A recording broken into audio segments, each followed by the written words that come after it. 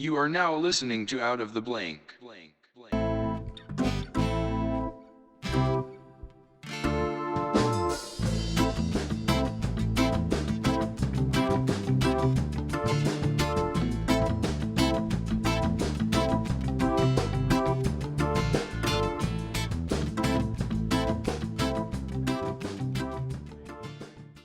Welcome to another episode of Out of the Blank podcast. I'm here with Todd Molis. Yay. So Todd, I don't know. I did that. it just makes you sound even cooler. But Exactly, right? Tell us a little bit about yourself, man, and what do you do professionally?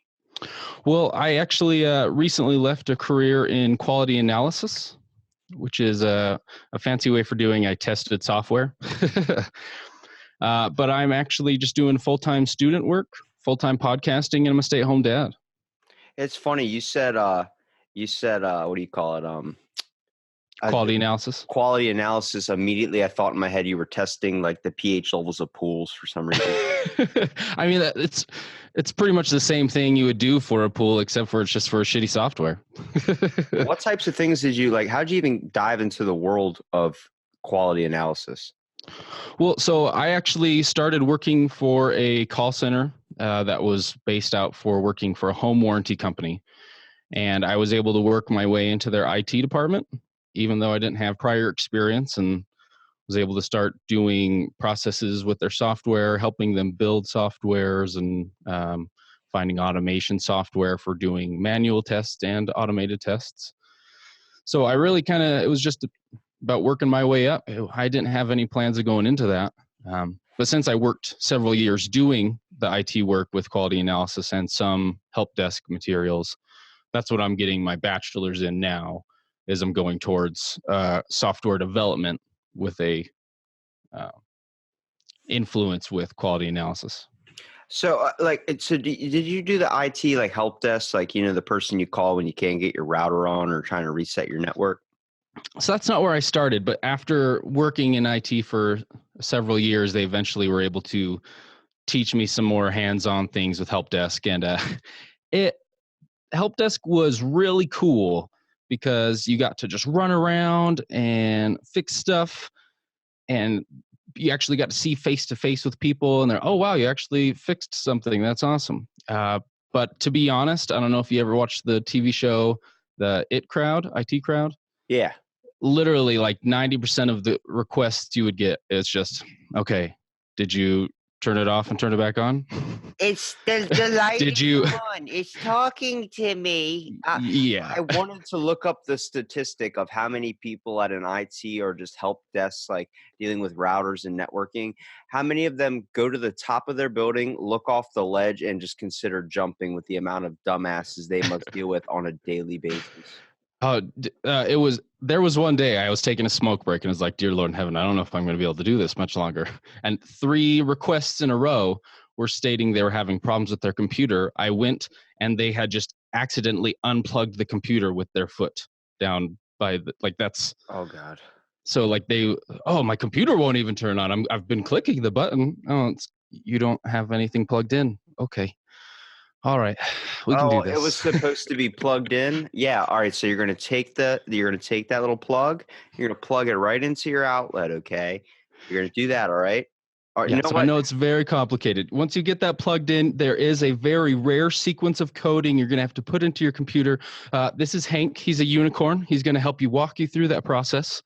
But take notes, because I'm only going to tell you once. Okay, you're not getting it. All right, I want you to grab a toaster from the kitchen, walk up, turn the water on in your bathtub. Yeah. At that point, it gets difficult. Like, I've been on hold for 4 hours trying to get a 55-inch TV. Yeah, baller status. I've been trying to get it fixed, and I was on the phone most of my Saturday for 3 hours on hold, just listening to the shitty elevator music. I'm like, they're not even playing anything good. It's just the next available supervisor will be able to help you momentarily. Oh, You've been saying that for 3 right. hours. And you never really know what type of jazz you're going to get. It can either be a really slow, uncomfortable jazz or like a, damn, okay, I'm feeling it for a second here. Yeah, they got a nice beat in there. You're like, okay, all right, put it in the new mixtape. It's funny because once they finally picked up, I said the worst thing you cannot say. I said, thank fucking God. They hung up on me and I had to call back. Ah, Because oh, apparently you yeah. guys hold the power in that aspect of when if someone Mhm. calls you and they use any type of language, you can immediately hang up on them. Oh, yeah. I think that was probably my favorite part of being in quality analysis for a company that was a call center. I had access to listen to all of the calls. And every once in a while, I would even have to help with like grading certain calls. And oh my gosh, some of the amazing stuff that homeowners and customers will say, it's just gold. You can't even make it up. I have a buddy that works IT for a casino, and he talks about like this is what I do on a daily basis. Is him watching Simpsons with a freaking headset on or playing World of Warcraft on the computer. I'm like, dude, you're at a job right now. He's like, yeah, there's not shit that breaks down here, and if it does, it's so simple to fix. Where I literally just get paid to do nothing. I'm like, Right. can I get a job there? He's like, do you have any IT experience? I'm like, no, but I'm pretty sure I can walk through any dumbass on how to turn on their network. Yeah. You're like, no, but I know how to use my fucking eyes. And most of the time, they steer me to the right answer. I know what it means when it says on and off, but I still call Right. you guys when my internet's out because I'm wondering what the hell's happening. In my area, we have a bad internet service and we only have one provider. So it's like Oh, it all fun. goes down. Yeah. So we're screwed. And it's always the power outages at the worst times, like 5 p.m. till like 10 p.m. You're out of internet. I'm like, hold on a second.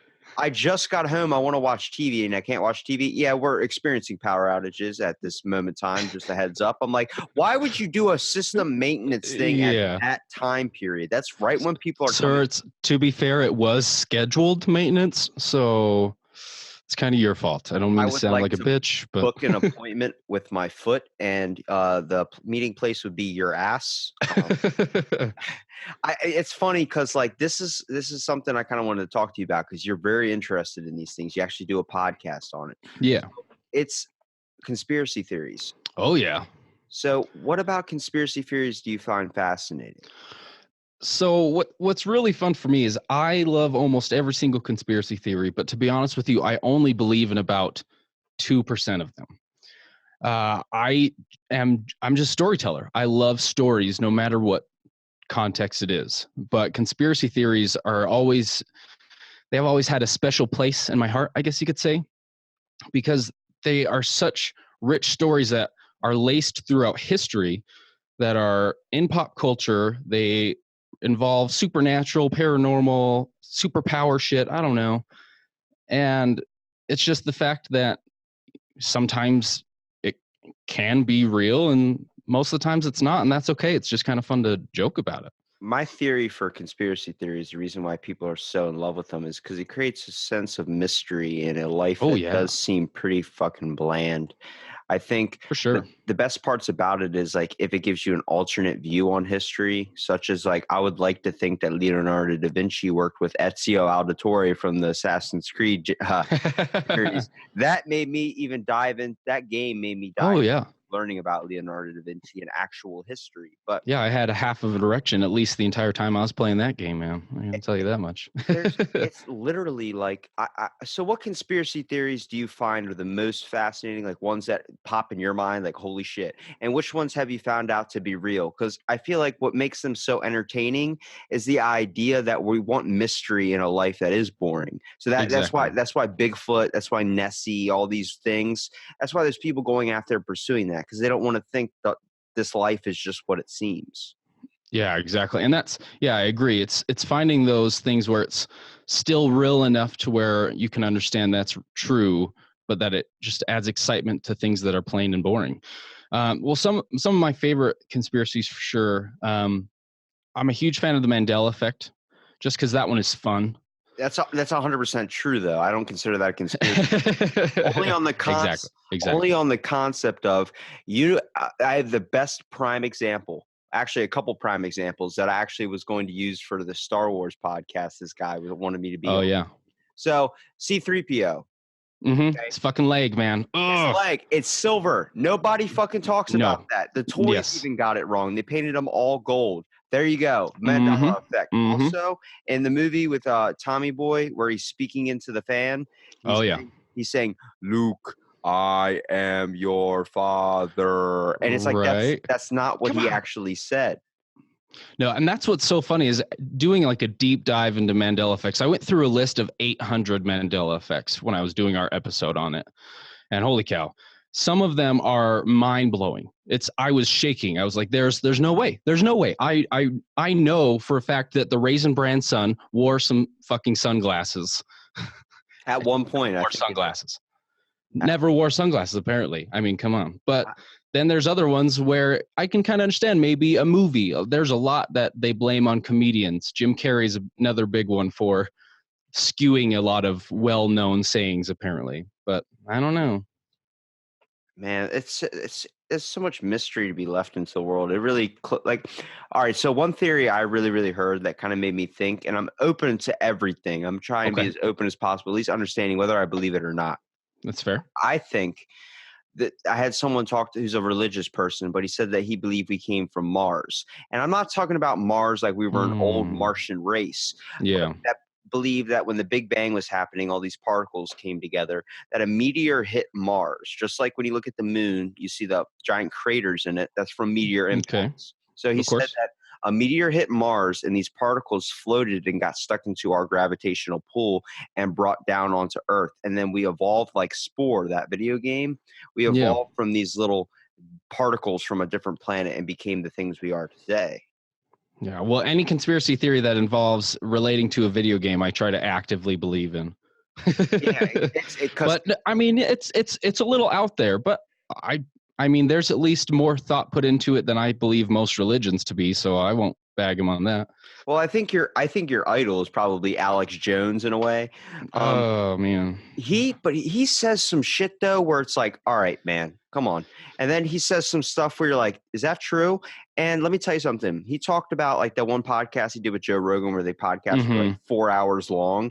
I was pausing it every 5 minutes after Alex Jones went on a rant, and half of the shit that he was talking about that I looked up was real. Yeah, it's pretty crazy. And I will make just a notation here. I actually hate Alex Jones. What?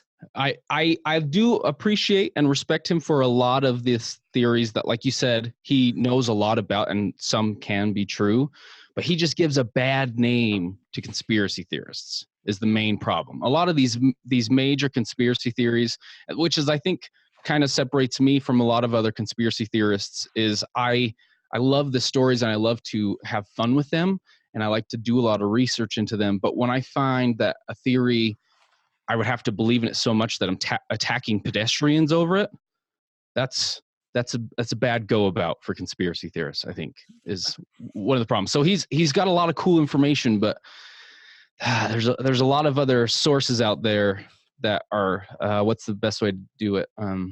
Less of a dick. Yeah, he definitely comes out a little bit too strong. I think he gets too emotional and too like overwhelmed with things and just starts screaming, which is when you start to lose your audience in a way. Yeah. His thing about the frogs and the crops and all that, them turning the frogs gay, that's what people contribute to him being conspiracy theorists. But like, when it comes to some stuff that we do have, there's been known to be facts on these things. I actually went to a thrift store and bought a book called Great American Conspiracy Theories. So I want you to kind of tell me what one conspiracy theory. I'm going to give you a conspiracy theory, and then we just kind of go back and forth until one of us figures out who's nuttier than the other. All right, let's do it. So you want to start off? Yeah. Another really good conspiracy theory right off the bat. Have you heard of the Philadelphia experiment? I have heard of the Philadelphia experiment, linked with what do you call it? MK Ultra. Yeah, similar, slightly known as the Montauk Project as well. So the ones that Stranger Things came from. Yes, exactly. Yeah, so that theory is a lot of fun, but it's definitely one that's very on the line of being just a little too far out there. Why do you consider it being a little too far out there? The fact that a naval ship transported basically across the globe and then back? So that, I mean, as silly as that sounds, I still think that's fine. My biggest problem is when it comes to the witnesses of the conspiracy. I think that's what's hard is a lot of the times a conspiracy can only be as strong as the main theorists pushing it. And so when you have people like Al Bielek, who claims he was transported into 3 different people's bodies, and he was time traveled into the 2000s and then into the 6000s and then reversed back into time into the 1800s, or when you have someone like Carlos Arena, I think it is, also known as Carl Allen. I mean, and some of these people, this is what governments will kind of push to decredit a conspiracy theory, I'll be honest, but he's known for having schizophrenia and having a drug problem. And so it's trying to take a conspiracy theory, but also kind of give it the same amount of credibility as you would if you were trying to prove a law case or something. If you don't have a credible witness or a credible theorist pushing it, sometimes it's hard to state if you can understand if those are facts or just someone's crazy opinions. I think it's hard. You have to try and look at all sources and information. You have to be as open-minded as possible. I think one conspiracy theory a lot of Americans really try and want to figure out what's going on with is the fact of the JFK assassination. It's for years now. Too many people are trying to figure this out. And the last 500 documents on JFK's assassination was actually released in 2017, but Trump kept 50 of them from the public. So I could believe that. He only released 450. And we're sitting there like, what are on those 50 documents? So JFK apparently had a planned route, and eventually they diverged to get more publicity on his ride and just to kind of give like an extra boost to his, I guess, esteem as being a president during the conflicts we were dealing with. But he has this famous speech that only a lot of people remember the secret words from, like an eye for an eye will make the whole world blind. This whole sayings that he had in his most famous speech. If you actually listen to the full thing, he goes, and I'm about to do a JFK impression, so bear with me. He goes, I do not think it would be right as people to think if there was a corrupt society, and if there is one, I will expose it. There is a working in the midst, a puppet industry. And he started going off about this stuff, basically hinting that there's an Illuminati or this type of upper hand that's controlling people and making them act in a certain way, like little puppets. And I'm like, dude, 6 months after that speech, he gets killed? Come on. There's a lot of depth. Well, and so I've done a lot of research into the JFK assassination. And to be honest, I didn't start believing in more of those conspiracies until I also started researching Marilyn Monroe's death. That was a big one where once you understand both sides to that as well, it adds a lot more depth to even the government side of it. What about Marilyn Monroe? Because I don't know too much about this one. So Marilyn Monroe was she died shortly after JFK was assassinated, and she was just she was not diagnosed. I guess the reason why she died was an accidental overdose, is what they claimed. But she had a guard watching her in her room, like not in the room, but watching the house. And they claimed no one came in and out of the house at all. But the guard worked for the CIA. The guard was there watching because they knew she was connected to JFK. So like, oh yeah, we'll take care of you. But it was kind of a false sense of hope, I think they gave her in her being safe. And they found that the drugs that she overdosed from are drugs that she didn't even recreationally use. And there was a lot of connection to her trying to reach out to other family members in the Kennedy family after JFK's death. She was, a lot of people are saying she was having a mental breakdown, but the things she was talking about weren't like, oh, I miss him so much. She was talking about people were after her.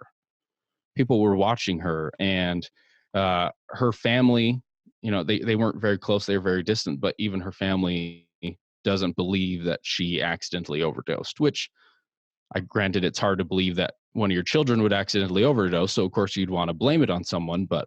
So looking into my book about great American conspiracy theories, I found the one on Marilyn Monroe. And they said the original call that apparently Monroe, I forgot what his name is. Let's see. So Marilyn Monroe was found dead in her home in Brentwood, California on the evening of August 4th. She was visited by her psychiatrist, Dr. Ralph Greenson. Then she made several phone calls from her bedroom, including one to actor Peter Lawford, a Kennedy family confidant. Late that night, Monroe's housekeeper, Eunice Murray, noticed a light coming from under the actress's bedroom door, which she thought was odd. When Monroe didn't respond to her knocks, Murray went around to the side of the house and peered through the bedroom window. Monroe looked peculiar. Murray later told police, so she called Greenson, who broke into Monroe's bedroom and found her on the bed unconscious. Greenson then called Monroe's personal physician, Dr. Hyman Engelberg, who pronounced the actress dead. It was then that the police were notified. Los Angeles Police St. Jack Clemens was the first on the scene. He said he found Monroe naked and face down on her bed with an empty bottle of sleeping pills nearby, a variety of other pills littered across the nightstand. Then her body was taken to Westwood Village Mortuary, then transferred to the city morgue, and the guy immediately concluded her death in the official autopsy report, saying the actress had died from an overdose of Nembutal, a sleeping pill, and chloral hydrate, a mild sedative, and ruled that it was probably a suicide. But apparently there was mistakings with the conspiracy theorists that believed Monroe was murdered about her death was made look like a suicide. By who? They do not know, but they think it was something with the Kennedy family had killed her to avoid some type of scandal, like you were saying. Exactly. What type of scandals and informations do you think that she had that could be against the Kennedys? Well, so I mean, there's rumors, of course, of JFK and Marilyn Monroe being way closer than it made it sound. It wasn't just an affair that they had, or they had a couple goes. I mean, they believe that Marilyn Monroe and JFK were in love and they had been seeing each other for a long time. And so, I mean, if you think about someone you're that close with, but you're the president, you have all these secrets, you know, I mean, and it may not, like, conspiracy thinking minded. It could, you know, he could have information about Area 51 at that time. He could have information about MK Ultra. He could have information about the fake moon landing. But I mean, even just being more reserved, it could have something to do with he told her information about things that was going on with Cuba. He could have just been telling her more top secret information that it wasn't crazy to want to tell her about, but you can't just let information like that out, especially if there's going to be secret negotiations between governments. I think when it comes down to the JFK assassination, one fact when I was reading the article was really, really fascinating for me was the fact that, you know, when you get shot, like there's 3 shots that happened. Okay. Have you ever seen the video? Yes, I have. Well, one goes through his neck, one goes through his shoulder, and the one hits him in the head. Okay. The end all. But the weird thing was the fact that he wasn't bending down. I always thought was weird. Like, someone gets shot, the first thing you do is go forward, especially from a high caliber rifle. Oh, yeah. So that made me question. And it turns out before that, they immediately rushed him to the hospital about his back because he had chronic back pain. And his doctor gave him a back brace. So this is before his trip and everything. I think it was like a couple weeks before. Mm-hmm. And the reason why he couldn't bend down was this brace kind of went from the waist up to the lower part under the nipples of the chest. And it kept him from bending down. So when he got shot, this thing literally kept him propped up to keep getting shot. So he couldn't avoid it. Mm-hmm. So I'm like, was that a plan? I don't know. But can you rule it out? I have no clue. I mean, and maybe that wasn't part of the plan, but if it was an inside job done through the American government, then that's at least something they would know to tell their assassin. I mean, that's. And you talk to there's a podcast with a guy that was one of the CIA type bodyguards, one of the Secret Servicemen, and he was going off saying, like, if he was only a minute faster, if he was only a minute quicker, you know, he was just a little late on the draw. Like, he would have took a bullet for this guy's life. And you know, he talks about it like literally it's kind of gets depressing about how he just explains he claims it's all his fault and everything. And it literally was nothing out of his control. Like, they got to do their best to protect the president. But, you know, the Kennedys have been known to get rid of people that go against them in a way, kind of like the Clintons a little bit. I mean, they're a powerful family. Yeah, well, and even if you do more research into the Kennedys, and, you know, it's kind of cool that you were talking about how JFK gave that speech, how he was talking about there's possibly like a background, you know, 1%ers, that New World Order Illuminati type figure. He called it a shadow society. Yeah, shadow society. Because, I mean, who better to know information about a shadow society than one of the Kennedys? That's one of the families that has long time thought to have believed to be a part of the Illuminati, just like the Rockefellers. And if anything came out an official statement by a Rockefeller, I'm not too conspiracy theory minded, but I honestly wouldn't believe it. I mean, if they were trying to make some type of public speech, I would think it's just all planned. There's nothing. Have you ever heard of Operation Cherry Blossoms at Night? Oh, that sounds familiar, but it's not ringing a bell right now. So what's the worst group you can possibly think of when I say human experimentation? Oh, well, I mean, CIA has done lots of human experimentation. I mean, also the Nazi scientists as well. Exactly, the Nazis. You know who's worse than the Nazis that no one talks about? Unit 731. Unit 731 was led by Hiro Ishii. They used to do vivisections on people while they were alive and then time it to see how long they would bleed out. That was done in the Japanese camps, right? They were pretending that was the factory that was supposedly just a wood factory or a lumber factory. They called the people logs. Mm-hmm. And they fucked up, right? and you know the freaking weird ass name they gave that group of people that were literally capturing people in vans from different towns and taking them and experimenting on them. They called them the Biomedical Tissue Services of Japan.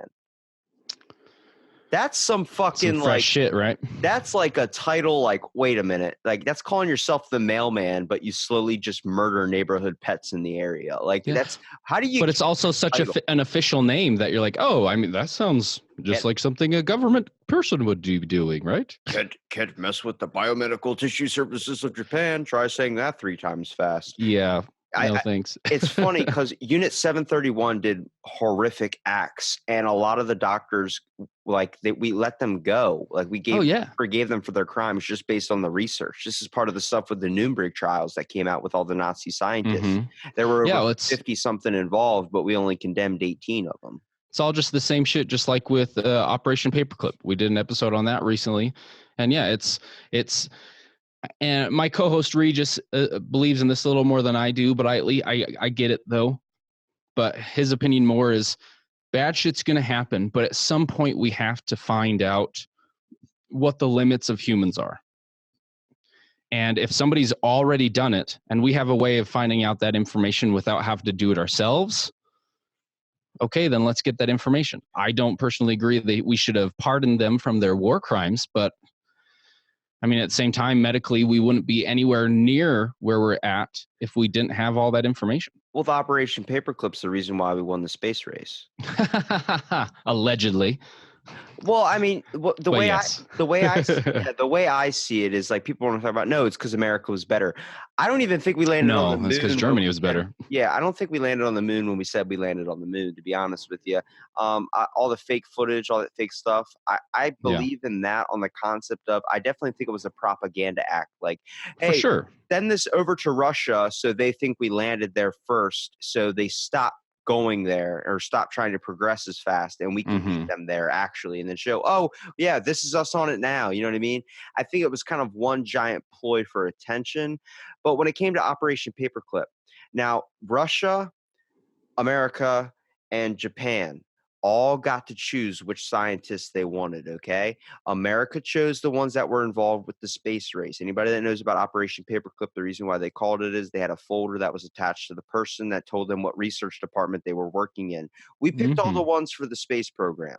Russia picked all the one for the biological programs, the ones dealing, this is why they started dealing with psychological warriors. They thought that there was a way to turn warriors into psychic beings, like types of, you ever seen the movie Men Who Stare at Goats? Oh, yeah.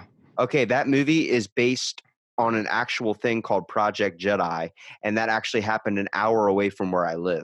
My mom went to that high school. They actually did this type of things where they were training these psychological peace warriors, or known as Jedi, and they used a lot of remote viewing. Obama actually came out and said that he tried remote viewing to help pinpoint Osama bin Laden's location. But for anybody that knows remote viewing, it's literally like, you tell me what state you're in. I go, okay, so you live near this city, and this city. You're somewhere in this area. Oh yeah. You just basically labeled the whole outskirts of the state and then just told me I was inside of it. So yeah, I do live inside of the state. That's what remote viewing is. It's kind of just like a magician's trick, like, oh, this and that, or like a psychic. They're giving you just enough specific information that they know it's right, but it's still a very general guess, I guess you could It's say. just like given a general direction, like, oh, you can, there's a left coming up. It's like, all right, there's definitely a left coming up, but when? And it's like, I can't tell you Exactly. that. I can just tell you there's a left coming up. So it's when you look at that, and so then Japan got the chemical people. And this is what happened when we decided to deal with Operation Cherry Blossoms at Night. The whole reason why we invaded Germany was not only because the place was so small and becoming so powerful, it seemed like it was going to take over, was on the concept of they had a weapon with bubonic plague in it. Hitler had a weapon of bubonic plague, and we're Yeah. like, we need to go in there and we need to get that, because there's no way that's happening. That's going to end everybody. Everybody was like, all right, let's all work together real quick and neutralize this target, all right, because this is a problem. What happened later was when the Japanese people got the chemical scientists, they developed this thing, and it was planned 6 months after Pearl Harbor. So after all that attack, and after they surrendered, after we bombed them, they had a planned attack way before all this that was supposed to launch on San Francisco off the coast. It was supposed to be 6 bombs in a submarine that were supposed to hit the coast of San Francisco and release 150 million fleas, each filled with bubonic plague. We would all be living in Japan right now. Right. It's totally nuts, man. It's crazy to see what they were working on and what could have happened. It boggles my mind to think what would happen if we weren't that quick on the draw, if something got to us first. I mean, there's so many times you could have zigged when you could have zagged. I think like the fact that we're not living in some Japan reality right now is just on the basis of how lucky we got or how close we were just to doing something first. It seems like when you're the first to get something done before the other one, they might have a better strategy, but it's about who takes that first hit. Yeah, I totally agree. It's crazy to think what kind of alternate reality we could have possibly had if things had turned out differently. And like you said, it's not who did it right, it's who did it first. Do you think there's a thing known as like the butterfly effect? Like, yeah, if you just make a subtle change, or maybe this is why we haven't kind of dived into the realm of going backwards through time. Oh, Only yeah. on the concept of there's stuff in the past that would affect the future. Like, what happens if someone tried to stop the JFK assassination? Yeah, it's totally unpredictable. I mean, we wouldn't really know what could possibly happen. I mean, somebody goes back in time, stops JFK, then out of nowhere, everyone gets born and they're being born with cancer. I don't know. It's crazy because the butterfly effect is crazy.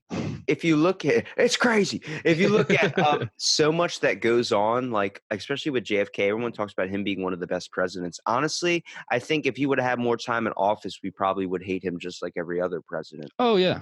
And everybody loves a martyr. Not saying the things that JFK did weren't amazing, but you know, he died for his beliefs as what he was fighting for in his presidency. So of course, America automatically makes him a hero. And you know, it's like the same thing. I was listening to a podcast about someone jokingly talking about assassinating Donald Trump. But if you did that, then everybody would just, you know, he's got a low approval rate, but the people who like him would love him, and the people who hate him would go, oh man, wow, he died for what he believed in. That's crazy. And he would become this big grand martyr. You know what I mean? See, the thing is, it goes up to the Batman line from the movie where, you know, you die a hero or live long enough to see yourself become the villain. Exactly. I'm glad you finished it for me, because it's true, man. You're gonna live to turn into a monster, basically. You know, Reagan, all these types of presidents that are seen as great presidents, you know, they had things about them that seemed a little bit mysterious. The whole factor of Reagan was the one that established a center that really monitored alien technology and alien, Right. They didn't say it was called an alien basin per se, but they said it would be dumb enough to think that we're the only ones in this universe. I'm saying if there is something out there, we should be aware. Right.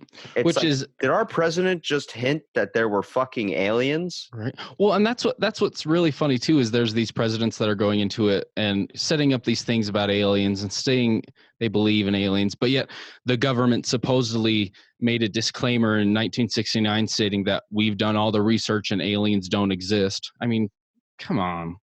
it's like It's all just a bunch of bullshit. this is why people want to go storm Area 51, the attack that's not going to happen. Sorry, No, folks, you missed out. because surprise, surprise, they can take us all. Yeah, the funny thing is they're not going. The one person that went on to Area 51 got shot, and then everybody's excuse to fix that would be like, "Well, there's going to be 600,000 of us," and I'm like, they're just gonna line up more Humvees with turrets on the back of them. It'll just make it'll be a big day in history, that's for sure, but not because people got into Area 51 and found aliens, but because there was a giant massacre at Area 51. Well, the problem is it's not the government that's the problem. It's the people that are in the government that's the problem. Yeah. Any government system has a corrupt thing about it. Have you ever heard of the thing called Project Sunshine? Yes. Okay, with Project Sunshine, we're digging up people's loved ones without telling them and testing radiation on their family members' bones that have been passed away. This is actually one of the reasons with grave robbing where people were digging up their loved ones and taking them home because they were afraid that their loved ones were going to be fucked with. And we did this thing. Have you seen the guy that came out about late term abortion? Yes. Okay. So I think it is possible that when a baby is born and if it has a birth defect, what they do is they tell the mother that the baby has died. And the guy was quoted saying this in the article, or actually in the video, he was saying this. Mm-hmm. He goes and says, we tell the mother the baby passed away, and then there's some vans that come down and they get the baby, and we get the stem cells and all the things we can use to have the biologically unsound baby. And he says it like that. It's like, did you just say you tell a mother her baby died because it has a birth defect? And then it was biologically unsound. It was just fucked up. I don't know what's wrong with it. Like, what did you just admit to doing? And then but that's true. Like, you got to think that if that crooked shit can happen, if the government's willing to go dig up your loved ones without letting you know that they're going to test the radiation on them, and then test them on babies as well by telling the mothers the baby died when really the baby's alive, they just need to test something. Mm-hmm. The thing is, when it comes to human experimentation, it's really fucking easy to do when the people do not look like you. The Guatemalan syphilis experiments, the Tuskegee syphilis experiments, this is all shit like bam. Mm-hmm. Well, yeah. And so, and just to add some credence to that, in Italy in the early 1900s, over 3,000 babies were sent into a child kidnap ring. And it was made up of nuns, nurses, and doctors who would just tell the parents that their child had died. There wasn't any evidence showing that they were using these babies to be scientifically tested on, but these babies were being sold, like, as sad as it is, like little child prostitutes. That's what these little babies were. That's what was happening in Italy. And so if that can happen there to over 3,000 people, then of course it can happen here in America or in Russia or in China. That's just how it works. Yeah, the Australian government was involved in Project Sunshine, but they paid reparations and all these things to the families, what they used. Yeah. The only problem is a lot of people talk about America never apologized for the things they did to colored folk, to do all these things. They never came out with a public apology. I look at it like you're really holding on to some past stuff, but it's true. We never made an official thing. We never officially said we're sorry for fucking doing this. And then it makes them what they still want that. And it's like, but now it's affecting younger generations, it's affecting people that had no involvement in it whatsoever. And it's where it goes and correlates to a whole different other problem. What I'm saying is, when it comes to Area 51, when it comes to secret shit your government does, you look at the government with the red, white, and blue. You look at them like this. It is what's supposed to be, but sadly, that's not how it's run, because it's run by people, and people are kind of fucked up. So I think for Area 51, the best way to solve this issue is the government charges $50 a head for each person that wants to go into Area 51. You want to see some shit? Guess what? We got some shit in there we don't want you to see because we think you can't handle it. But if you want to go in there and mess up your life, go full on ahead. Next thing you know, a person's going to walk out there, going to have two fucking things go on in their head. I fucking knew it. Or the other one where the guy's like, I didn't want to see any of that. And you're like, well, I told you.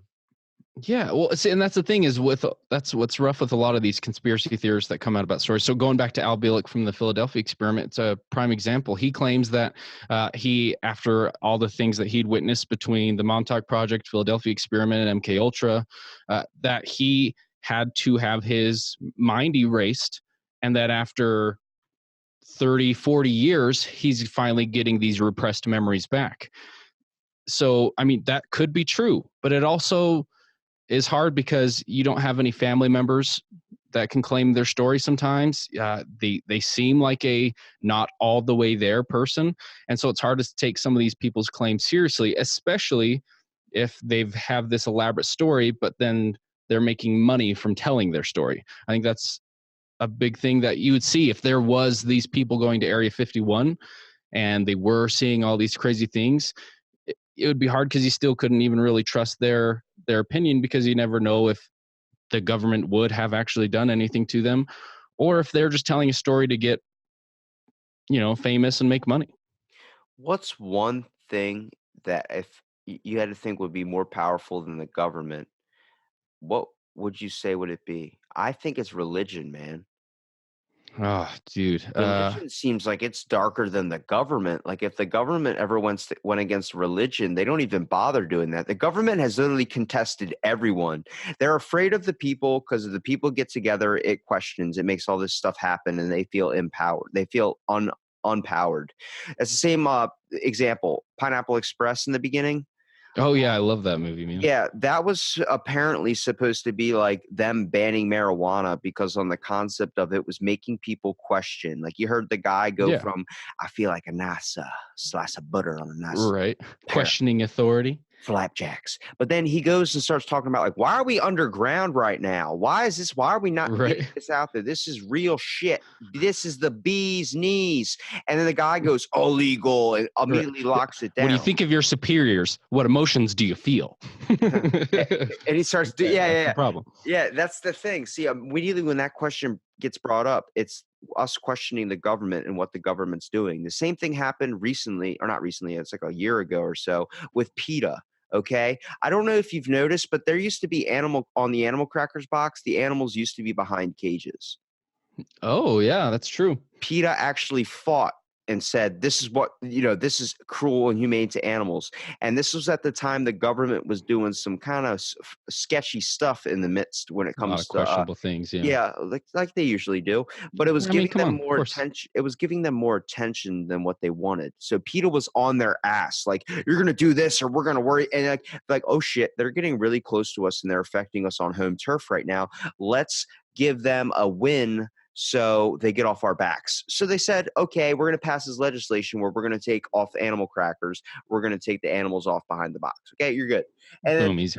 PETA took that, was like, it's a fucking win. We won against the government, people. And the government's like, yeah, you But won that a was just the small scratch of the battle. surface of what Yeah. they wanted to achieve. You won a little skirmish. You haven't won the war. There's a bigger thing going on, but we're going to give you that. And they ran with it for so long. And I feel like now it's getting to the point again. Like people talk about the conspiracy theory when it comes to crisis actors. They had that one guy that was on a school shooting, and then 6 months later was in another one in a whole different place. Like, from California to Florida. It's like, did you really pay for the same fucking actor? And crisis actors are known. They're supposed to be people that are supposed to help out in emergency simulations to help with on-hand training for medical personnel and police law enforcement. So if we have this actual category called crisis actors, what's to think they just can't hire an actor to fake a shooting? Do I think the Sandy Hook stuff's fake?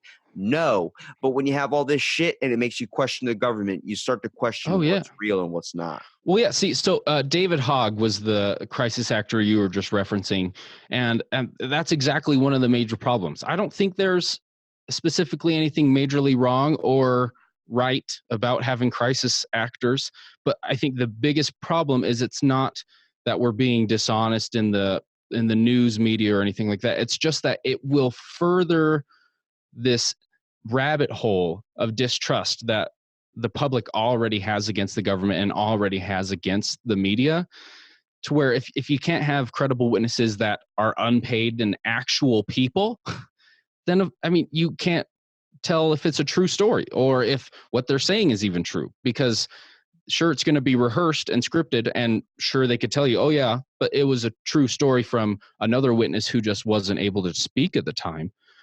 But it's just horseshit. You can't truly know if they're being honest or not, and that's just going to increase everyone's distrust, which distrust of the government is a major key driving power of how conspiracy theories keep getting made. Is just we keep getting further and further away from The truth. from the truth and believing what we're being told. Well, the sad thing is when we create a fact, when we create evidence, it only lasts like 10, 15 years, and then something new comes out that completely erases what was originally thought of, Mm-hmm. and everyone goes in full belief of that. We've known the government to distrust us, to kind of make obscure the truth in ways when it comes to history books. I mean, Christopher Columbus, he used to bash babies' heads on rocks. He used to do these horrific acts. I don't know if you know Yeah. anything about Christopher Oh, Columbus. Christopher but Columbus is, yeah, he's a prime piece of shit. he's a savage, and Mm-hmm. he only lied about gold just so they would send him away to get back home, because they knew they would just leave his ass there, just like Yeah. Martian. They sent him out there knowing that they're not going to return for him if he didn't find a planet with suitable life on it, you know. Exactly. And you're looking at that. This is one movie that made me question a lot. Interstellar, okay? Matthew I fucking love that McConaughey. movie. That movie fucked me up for 2 weeks. Yeah. I was scared because I was like, wait a minute, is there a planet out there where, like, the whole idea, the whole concept, they're like, this planet has been transmitting us frequencies and all these things, a beacon. This might be suitable for life because it's been happening for 30 something years. And they get Mhm. there and find out that it's an hour that time is 7 years back on Earth.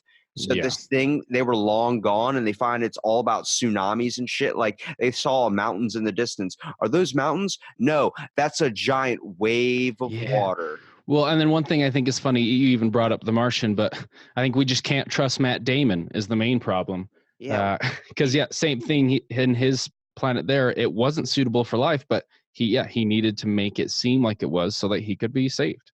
I think it's crazy when it comes to what we're trying to discover about the world, when, like, we're discovering things about the world every single day. Okay, there's cryptozoology. One of the main facts in belief for anybody out there that is a skeptic thinking, is Bigfoot real? Is all this thing? Okay, I don't think Bigfoot's one dude. I would like to think that maybe he's the guardian of the forest, like coming out in a yogi robe, and like Right. you bring up Smokey the Bear and he just slaps the hell out of you. But I think when it comes to cryptozoology, there's 2.2 million species left undiscovered on land, and there's 6.5 left undiscovered in the ocean. Yeah, and that's just a guesstimate. I mean, especially with under the water, we don't really know. They discovered 2 different types of jellyfish last week.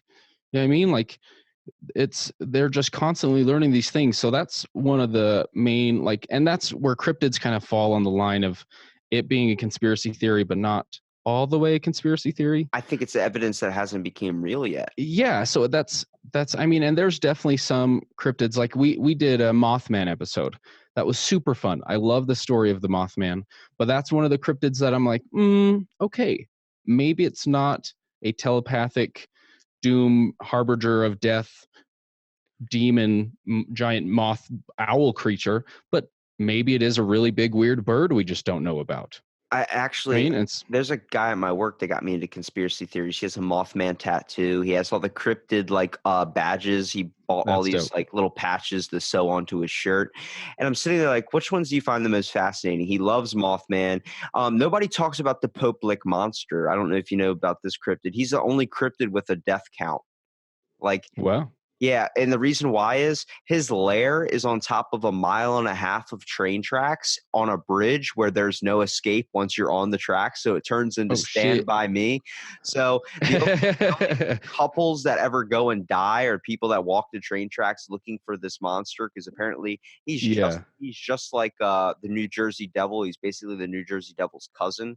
Okay. And there was one evidence account that a guy was like, we heard noises on a bridge, and next thing you know, a train's coming, and me and my girlfriend got hit by the train, was killed, and the only reason I survived was because I was hanging on off the side of the bridge, and the train ripped off one of my arms. And you're like, I pushed her in the way of the train. I was like, take the girl, leave me alone, and then I jumped off. That's what happens when a fucking monster comes. Bitch, I'm tripping you and I'm going out. Like, what's happening? Don't have to outrun the Jersey Devil. You just have to outrun the slowest person in your group. I was a kid and I watched. Same rules apply for a bear. I was a kid and I watched the X-Files, and when I was a little kid at my grandparents' house, like your brain is known to play auditory hallucinations and Oh, fuck yeah. things, especially when you're a child and your creativity is running wild. So I watched the X-Files and I was listening to all these people recount the story of this New Jersey devil. And I was like, could this be possible? Do I think it's a half goat, half thing? No. But you're seeing a lot of people that are belief of that. I don't believe it Yeah. per se. I haven't found any evidence myself to seem that was real. But this goes in to a couple things. Like the chupacabra, they find out it's a coyote with mange. They talk about all these things. There is definitely evidence or some type of bolstering, a little bit of momentum when it comes to the idea of Bigfoot, thinking it's maybe a Oh, yeah. species of monkey. Yeah, and like I could, that's when gorillas were first discovered. They honestly thought they were a wild indigenous breed of just hairy people that were just larger, hairy people because they saw them walking around. They were bipedal. You know what I mean? And it wasn't until we were able to learn more and be more open-minded to discovering what makes these animals tick that we found out, okay, it's a form of primate. They're a gorilla. That's awesome. You know what I mean? And I could totally see that in certain areas, there's a lot of Bigfoot sightings that claim based off a description would meet more requirements of an orangutan than of a human. And And they're all separate species too. yeah, Like exactly. a chimp and a gorilla are two completely different species. A lot of people lump them into the same category as being monkeys. I'm like, You still there? yeah, but they lump them Yeah, into a category of them being monkeys. Gorillas are completely different in structure. Chimps are completely different in exactly. structures. And then no one talks about their fucking weird ass cousin, the orangutan. They're all completely different species of monkeys. Yeah, and so why is it so crazy to believe that this Sasquatch or Bigfoot creature it's just another similar cousin type primate? You know what I mean? It doesn't have to be Cain from the Bible who was blessed with or cursed with an immortality for killing his brother. You know what I mean? It's not just one weird guy walking around who's just super hairy now. It's And its cousin, maybe a Bigfoot, could be the Yeti. The whole yeah, concept of exactly. that, like there's been stories before we had the world of internet where everyone can find out the dumb shit that's on Reddit and Craigslist. There Hmm. was a thing, stories, okay, through our history of a Bigfoot, of all this stuff before social media got really far in. And then there was stuff in our country that were Bigfoot, and there's things coming from a whole different place that we have no contact with yet, the Tibetan mountains, talking about a Yeti. We're hitting the similar basis. It's hard to think that there isn't a species or something like that before that existed Yeah. long before we did. Yeah, and a fun part about cryptozoology that they don't get enough credit for is not all cryptozoologists are looking for a live specimen to prove that something is alive now, but a lot of the time they're also just trying to prove something was once alive and trying to find remains and fossils and other footprints and proof of life.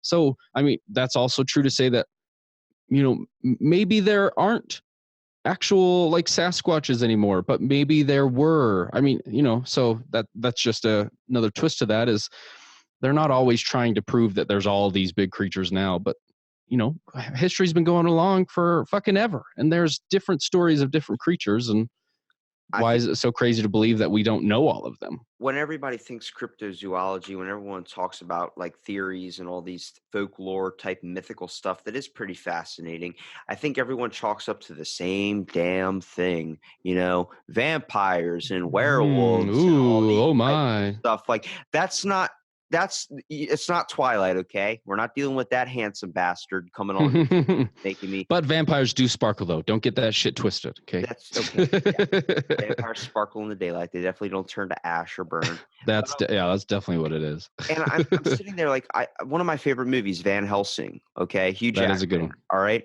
Frankenstein. There's been people that have been known to fuck with the dead. Do I think that someone No, successfully did it right? I don't know. But even it comes to the concept, people are scared of what that does not look like them or that they don't understand. I think there oh, are for types sure. of vampires in the world today. I do think there are vampires in the world today. I think there's emotional sucking vampires. There's people that you meet that are literally a wet towel. Ones that when you talk to, they drain you, your energy vampires, those types. I believe there's people like that. Do I think it's the ones with the teeth, the immortality, and the whole, I want to drink your blood? No, Yeah. I don't think it's that at all. Well, and that's what's even funny too, because most conspiracies, if you look into it deeply enough, especially the history of vampires, it never once has said anything about sharp teeth and them sucking the blood. The actual theories of vampires came from tuberculosis. People were dying from tuberculosis and they didn't know why. They didn't even know that it was tuberculosis at the time. They just saw these people literally shrinking in their own bodies, running out of blood, running out of nutrients, coughing up blood and dying. And they were going, "Oh, these people are all dying for the same thing. They all look like they're getting the blood sucked out of them. Oh, wait. Didn't their daughter just die last week? Holy shit. Their daughter's probably undead and is feeding off of them from the grave." They would then go to that grave and do crazy rituals and shit to the corpses that they believed to be cursed with vampirism. And it wasn't until that story became more well known and they actually made Nosferatu and Dracula that the stories became more like that, and so. And no one even pays attention to the fact that we got one of the most wrong things in history that became a giant trend. Wearing the powdered wigs. Did you know where that originally started? What, wasn't that due from the Black Plague? It was syphilis. Oh shit, that's what. When you get syphilis, your fucking nose falls off and you get these lesions, these giant like spots where your skin's ripping apart, your hair's falling out. So the rich were constantly breeding with each other, known as royalty, because they wanted their royal bloodline, be good old eugenics, right? Yeah, good old cousin fucking. And it's the whole concept of they were experiencing these diseases, so they would glamour themselves up, use these powdered makeup, and you considered it to be royal. So if you got a white wig, you were royalty. You were being of high prestige, when really they were trying to cover themselves up and hide the fact that they're losing their hair. That's hilarious. Yeah. Good fun tip. Syphilis isn't just an STD anymore, guys. If it goes untreated, you start melting practically. That's turn into Jabba the Hutt. Right. Well, and so you'd asked me earlier what I thought was like the biggest driving force in conspiracy theories. You said religion. I agree that's definitely one of the big things that holds it in. But I would say, just to have a little more broader topic, I would just say it's the fear of the unknown is what it drives. Well, and that can envelop it. I think what questions it is, I guess maybe I should use in different words. I think what that's fair. Conspiracy theories or questions the government is the basis of religion. Oh, that's fair. Yeah. It seems like the government never wants to test the whole idea of religion because that's one thing they can't handle. And I see it changing now. I can see the government testing it a little bit now when it comes to the concept of Christianity and Catholics. They used to be major dominant in America today. They're not anymore. Well, and I mean, and even before Catholicism and Christianity was more prevalent here in America, I mean, Baptists was the leading religion here for a long time. I mean, JFK, not a lot of people think about this when they tie in the conspiracies. He was our first Catholic president. And there was a lot of upset and debate about that, on if that was morally ethical for him to be president because he's a Catholic. And the restrictions for president is now Christian, you have to be all these types of things, you're not getting in. And then we saw Obama break that requirement and turn it and be the first black president. And people are like, then it's Hillary's turn. I'm like, first of all, when it comes to being the president, nobody does it right. Joe Rogan says it best. A guy, girl, a black, white, doesn't matter. Nobody can do the job of being the president because you can't have one person govern all these different thinking leveled minds.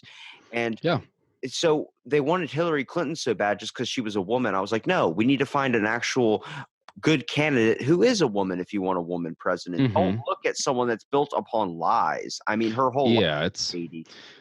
That's what was really hard with that election was, I mean, I'm sure Trump makes a great political puppet for a lot of things, and that's what, I mean, a lot of Republicans and Democrats, that's what they're looking for. But, I agree as well. You don't want to be on the side of, oh, let's have our first female president just because she's the only female running. It's like, okay, well, I mean, don't look at it as male or female. Look at it as what their politics are, and both were terrifying.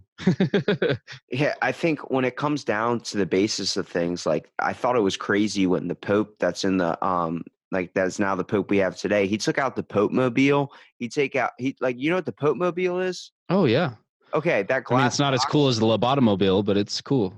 Well, like it's crazy. He took out the throne. He took out so much and changed so much. He's like, why are we doing this? This is like you're holding me like a king, like how we used to think back when those guys like we saw they were completely wrong. You're holding me as your God. Hmm. And in a way, to some people, he is their God, but he was highlighting the aspect like I'm a human just like you. Okay, I got Yeah. appointed for this position, but I want to be real. I want to be connected with my people. And I think that's awesome seeing the Reformation change in the church like that. And the fact that we consider the Vatican its own country, not that we consider it a part of a state or a part of a country, Hmm. that's scary shit. I think if anybody wants to look up Yeah. real evidence, let's all try and storm instead of Area 51. Let's storm the Let's go Vatican storm City. the Vatican, right? And they can't stop us all. I think that'll be great. Here we go. I mean, it'll be hard to get a visa to go there, but I mean, we'll make it work. Exactly. We're all gonna have to carry each other and each other's carry-ons and stuff, and all try and Exactly. go through baggage claim.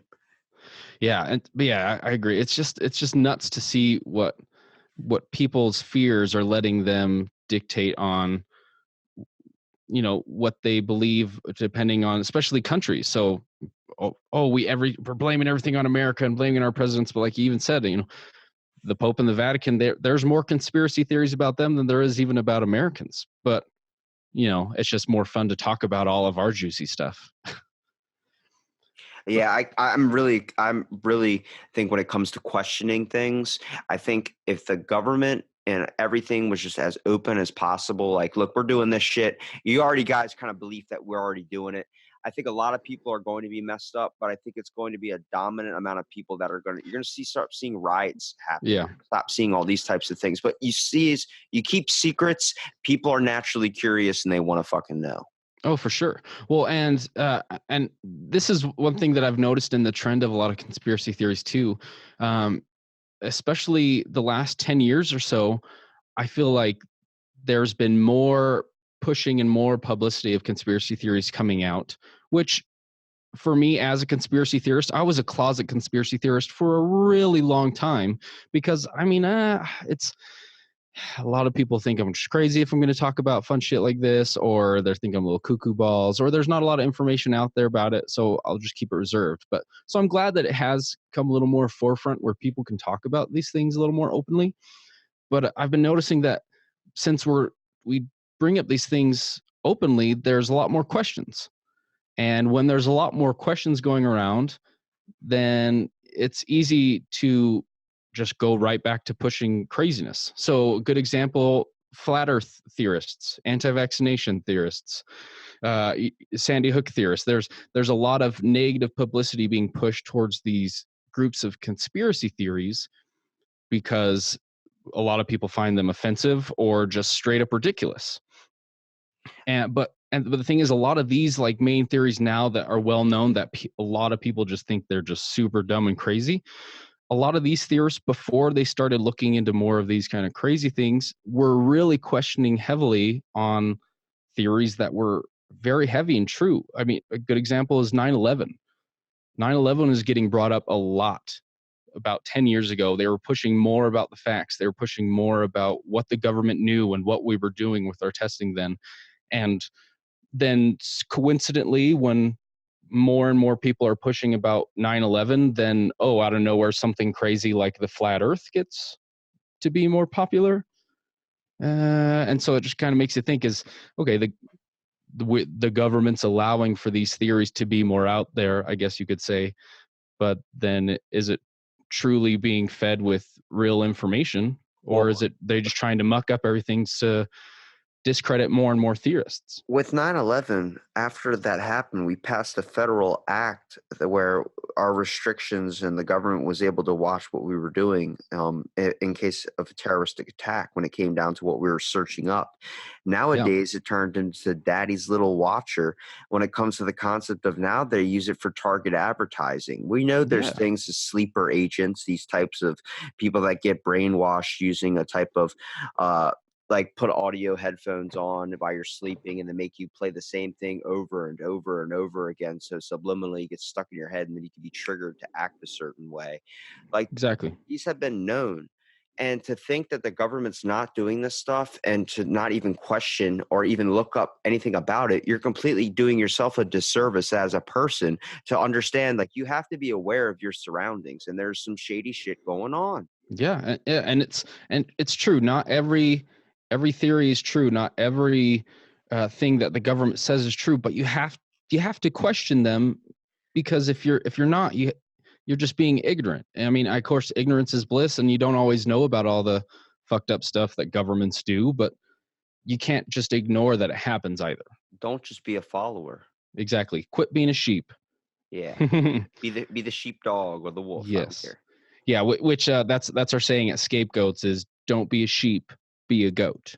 Which, it's kind of just a fun play on words, but realistically too, goats are they're assholes. They're strong-headed. They're stubborn. That brings back to the Jackass bit where they're all jumping in the ring and they had like a wee man dressed up as like a marching band person. He was getting rammed, and then Ryan Dunn was in it. Everyone's like, "Well, that's a stupid bit. That barely looked like it hurt." Those rams, and that was a premature one. I watched a video on Nature's Metal on Instagram. They had two rams about 50 yards away from each other run head first into each other, and this dude was videotaping, and he was at, a good 50-yard distance. These things, all you heard is this giant thump, like this. Yeah. It sounded like like if you had a car and drove it into a brick wall, and they just stood up and like just immediately you could tell like their head was rattled. But these things are fucking monsters, dude. They're smart and they're crazy. And I think that's when people say, "You're the GOAT, bro. You're the guy that people think is not going to do anything, but he's actually going to do something." That's right. what it is, Be greatest of all time. Yeah, be a goat, not a sheep. Yeah. Exactly. I want to give you here a minute at the end, Todd, to at least promote your podcast and tell people where they can find your awesome content. Because, dude, it's been amazing talking to you and shooting this shit with you about conspiracy theories. Yeah, it's been a lot of fun. Thanks for having me on. But yeah, if you like talking about conspiracy theories more and want to hear more about it, podcast is called ScapeGoats. It's a comedy conspiracy theory podcast. And kind of like I said, I'm a theorist, but there's a lot of these things I don't fully believe in, but I just think they're fun to talk about. So I'm the host and Regis, my co-host. He doesn't know anything about conspiracy theories. And so it's fun because every episode we go into it and he has no idea what we're going to talk about. And so I just try to mind fuck him as much as possible and just kind of give him a lot of twists and turns through these stories. But I'm also trying to just normalize these theories because a lot of people think conspiracy theories are crazy or too far out there. And we just want to have fun with them and show that it's just a good time. It's always good to question. Damn straight.